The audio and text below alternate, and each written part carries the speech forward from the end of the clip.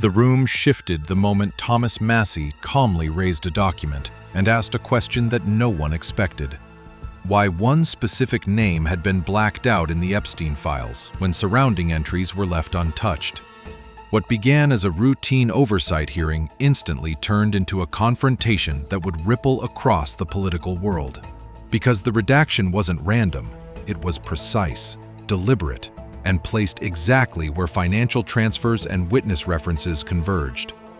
All eyes turned to Pam Bondi, who initially attempted to dismiss it as standard privacy procedure, but Massie wasn't buying it. He walked the timeline step by step, showing earlier versions of the same file where the name had been visible, then comparing it to the newly released copy where it had vanished, proving, in real time, that someone had gone back and altered the record after public pressure began mounting. The hearing grew tense as Massie explained how metadata confirmed the edit had occurred weeks after subpoenas were issued, long after any legitimate classification review should have been completed. Legal analysts watching instantly recognized the significance. This wasn't routine redaction. This was retroactive damage control. When pressed on who authorized the change, Bondi's tone shifted sharply, firing back that Massie was a failed politician chasing headlines, attempting to turn the focus from the evidence to the man exposing it. But the tactic backfired, because moments later, Massie produced correspondence between agency staff referencing protecting sensitive affiliations, a phrase that former prosecutors immediately flagged as bureaucratic code for shielding powerful individuals. As the documents continued piling up, a disturbing picture emerged. The hidden name wasn't isolated. It connected to shell corporations, political donation networks, and legal intermediaries that had appeared repeatedly throughout the Epstein financial web.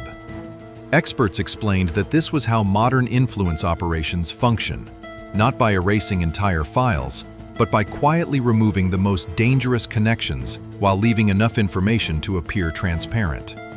Partial truth, they warned, is often the most effective form of deception. Public reaction exploded within minutes of the exchange. Social media flooded with side-by-side screenshots of the altered files. Journalists launched emergency investigations into who the missing name belonged to. Former DOJ officials openly stated that altering subpoenaed records could constitute obstruction of justice, and victims' advocates demanded immediate release of all unredacted Epstein materials. Massie closed with a warning that cut deeper than any insult. He said corruption today doesn't always burn documents, it edits them. It doesn't block investigations outright, it reshapes what the public is allowed to see. And when institutions start deciding which truths are safe and which are dangerous, democracy stops being protected and starts being managed. Bondi's verbal attack may have grabbed headlines, but the evidence spoke louder.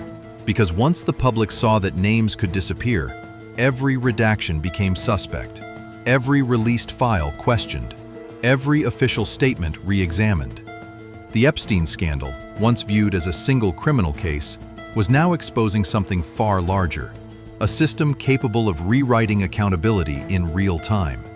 And as oversight committees prepared subpoenas for internal communication logs, file editors, and authorization chains, one reality became impossible to ignore.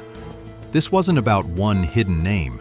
It was about who had the power to erase truth and how long they'd been doing it. Because corruption doesn't fear accusations, it fears documentation. And once the paper trail starts unraveling, no amount of insults can stop what comes next. The era of quiet editing was over. The era of forced transparency had begun. And for the first time in years, the people weren't just hearing about power being abused. They were watching it happen, line by line. Every newly released document became a revelation. Redactions that once seemed routine were now examined like crime scenes. Timestamp changes were scrutinized, version histories compared. What had been quietly altered over months was being reconstructed in public view within hours.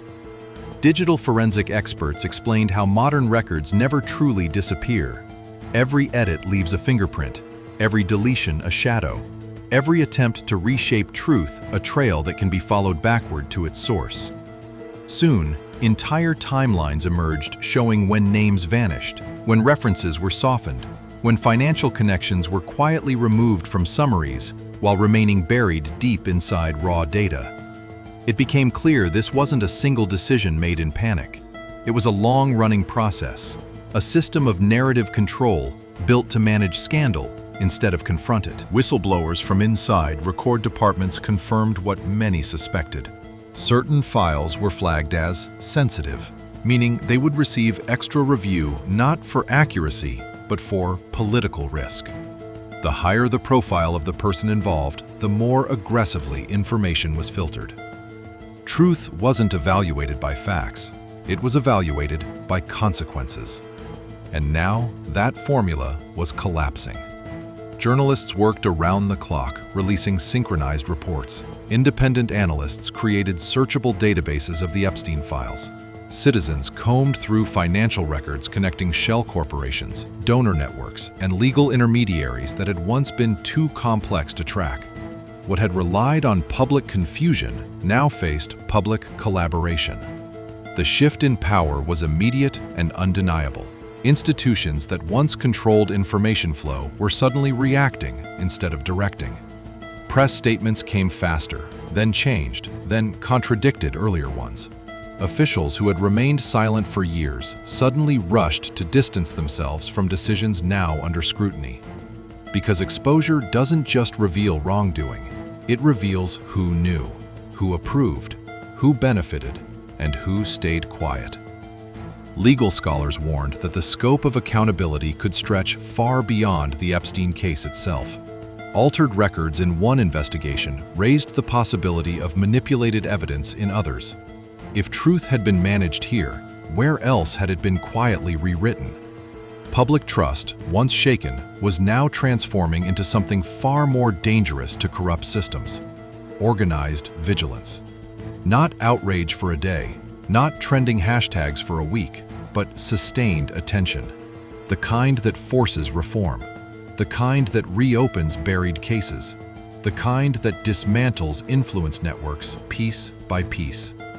And as the mountain of uncovered edits continued growing, one conclusion became unavoidable.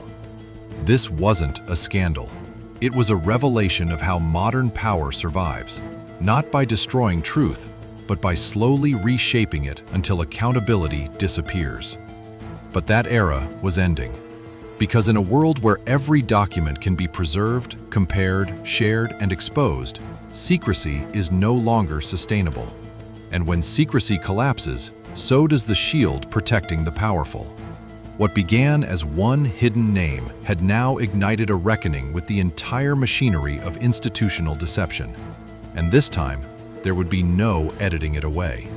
Because once the public learns how truth was manipulated, it never stops looking for where it happened next. Across government agencies, emergency compliance reviews were quietly launched. Entire departments were ordered to preserve emails, drafts, internal chats, and archived versions of files that had never been expected to face outside scrutiny. Lawyers advised officials not to delete anything, a signal many recognized as the prelude to serious investigations. Former administrators admitted anonymously that the system had relied on one assumption above all else: that citizens would never have the time, tools, or coordination to analyze massive volumes of data. Technology shattered that assumption overnight. What once took teams of investigators months could now be accomplished by crowds in days. Patterns surfaced rapidly. The same reviewers appeared on sensitive cases. The same redaction language repeated across agencies. The same delays occurred whenever powerful names emerged. It wasn't incompetence, it was structure. A framework built to manage risk to elites while maintaining the appearance of transparency. Oversight committees expanded their probes. Subpoenas widened. Digital forensics teams were brought in to reconstruct edit histories going back years. Every attempt to clean up files only created more evidence of tampering. And as the pressure mounted, something even more significant happened. People inside the system stopped protecting it. Once they realized the truth would surface with or without them, many chose to speak. Some out of conscience, others out of fear of being left holding the blame when accountability finally arrived.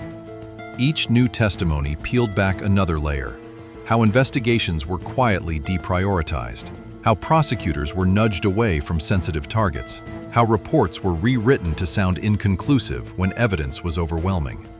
The public no longer asked whether corruption existed, they asked how deep it went. And the deeper they looked, the clearer it became that this wasn't about one case, one name, or one scandal. It was about a system that had learned how to survive by managing truth itself. But systems built on secrecy are fragile once light becomes constant. They require silence. They require distraction. They require people to stop paying attention. And none of that was happening anymore.